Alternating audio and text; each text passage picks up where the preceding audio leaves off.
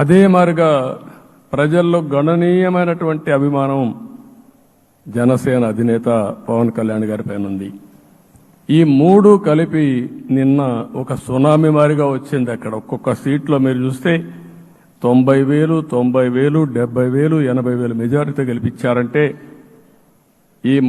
ఆనాటి ముఖ్యమంత్రి విశాఖపట్నాన్ని రాజధానిగా చేస్తాను, ఎన్నికలు అవుతానే అక్కడే ప్రమాణ స్వీకారం చేస్తానంటే నువ్వు రావద్దు అని ప్రజా తీర్పిచ్చిన రాజధాని నగరం విశాఖ నగరం. అంటే ఎలాంటి టెంప్టేషన్ కూడా లొంగలేదు వాళ్ళు. ఇది ఒక అనుభూతి. విశాఖపట్నాన్ని మర్చిపోయే సమస్య లేదు. తగిన గుర్తింపు ఇస్తాం, అభివృద్ధి చేస్తాం. ఇంకొక పక్క కర్నూలుని కూడా ఇదే మారిగా చెప్పి కర్నూలుని జ్యుడిషియల్ క్యాపిటల్గా చేస్తామని కడాన ఏమీ చేయకుండా వదిలిపెట్టినటువంటి వ్యక్తి. ఈరోజు మీరు ఒక్కసారి గుర్తుపెట్టుకోవాల్సింది, నేను చాలా ఎన్నికలు చూశాను కానీ రాయలసీమలో వన్ సైడ్ ఎన్నికలు జరిగాయి. బ్రహ్మాండంగా ఓట్లేశారు. ఓట్లేయడమే కాదు, ఊహించినటువంటి మెజార్టీస్ ఇచ్చారు. ఇది నేను కొంచెం భయపడ్డాను బిగినింగ్లో, కానీ ఊపు చూసిన తర్వాత మాత్రం అనిపించింది అందరూ ఎక్స్పెక్ట్ చేశారు రాయలసీమలో కొంచెం ఇబ్బంది ఉంటుందని. అలాంటి రాయలసీమ తిరుగుబాటు చేసే పరిస్థితికి వచ్చింది. దానికి కూడా మన అందరి మీద బాధ్యత ఉంది. కర్నూలుని అన్ని విధాల అభివృద్ధి చేసే బాధ్యత Telugu Desam party, Janasena, BJP, NDA కూటమి తీసుకుంటామని కూడా హామీ ఇస్తున్నాను. ఈ మూడు సిటీలే కాకుండా మొత్తం అన్ని జిల్లాల్ని సమభావంతో ఆలోచించి మనం ముందుకెళ్దాం.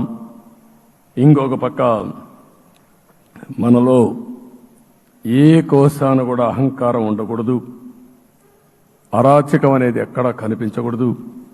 ఈ రాష్ట్రంలో అశాంతికి చోటు అనేది లేకుండా ముందుకు పోవాల్సిన అవసరం ఉంది. రాష్ట్ర ప్రజలందరికీ హామీ ఇస్తున్నా, సీఎం వస్తున్నాడంటే చెట్లు కొట్టేయడం, లేకపోతే రోడ్లు మూసేయడం, షాపులు బంద్ చేయడం, పరదాలు కట్టుకోవడం అవన్నీ ఉండవు. సీఎం కూడా ఒక మామూలు మనిషిగానే వస్తా, అందరితో కలిసి ఉంటాం. నేను సీఎంగా ఉన్నా, మా మిత్రుడు పవన్ కళ్యాణ్ గారు ఏ హోదాలో ఉన్నది కూడా రేపు అనౌన్స్ చేసుకుంటాం. మేమందరం కూడా సామాన్యమైన వ్యక్తులుగానే వస్తాం మీ దగ్గరికి, మీలో ఒక వ్యక్తిగా ఉంటాం. మాకు హోదా సేవ కోసరం తప్ప పెత్తనం కోసరం కాదు. ఆ విషయం ప్రజలందరికీ